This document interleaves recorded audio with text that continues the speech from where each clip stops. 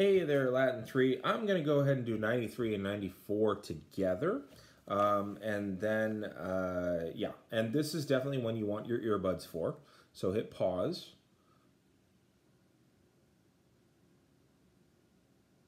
All right, I'm going to assume you hit pause and now you've hit play and now you got the earbuds in. So we are on Catullus 93. Now this is specifically written to Gaius Julius Caesar. I'm thinking this is the one that got him booted. Okay, so it was a common thing for Caesar's troops on a triumph to sing songs questioning his manhood. That was a normal thing for generals to endure. It was the whole like bringing you back down a little bit, making you humble. Caesar was one of those guys that didn't take well to it. Could you imagine having a leader who didn't have a good enough sense of humor about himself that he would in fact be vindictive about it? It would be crazy, but there you go. Caesar was also really obsessed with his hair, making sure that it looked good because he was going bald. All right, so nil nimium studeo. Studeo means to be eager sometimes or to have zeal. So this is 93, Catullus 93. And like I said, headphones, earbuds, earphones. Weird, you can't flip them around.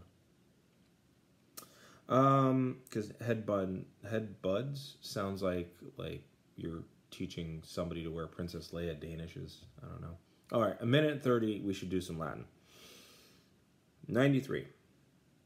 I am none too eager, Caesar, to wish to please you, nor to know which of you is a black man or a white man. Now, that's the actual translation. But the thing is, you need to know this. On pottery, the submissive partner, I believe, was the white one. And the dominant partner, I believe, was the black one. And it's been a while since I've looked over my notes, so it might be vice versa. But that was how you could tell Patroclus from Achilles. So what he's saying here is which one of you is butch and which one of you is bitch.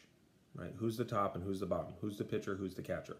And in doing that, because in Rome, the tradition was the older, more experienced person, that is the dominant partner. And the other one needs to spend his time on the bottom, as it were. And so to call into question whether or not Caesar is or isn't at this stage of his game is not okay. It's quite an embarrassment to Caesar. And there's notes in there actually about who he's talking about. He's one of Caesar's advisors that Catullus absolutely hates. He calls him Mentula. And when you look up Mentula, you find out that it just means prick. So here we go with 94. Mentula commits adultery. So he's renamed the guy Mentula. Okay. Let's see. Yeah, Moicator Mentula. The prick commits adultery? Certainly. This is what they say. The pot takes vegetables itself. Now, the whole thing, the idea there is that a pot is made specifically for cooking. And in many ways, to the Romans, the male phallus is there specifically to have sex.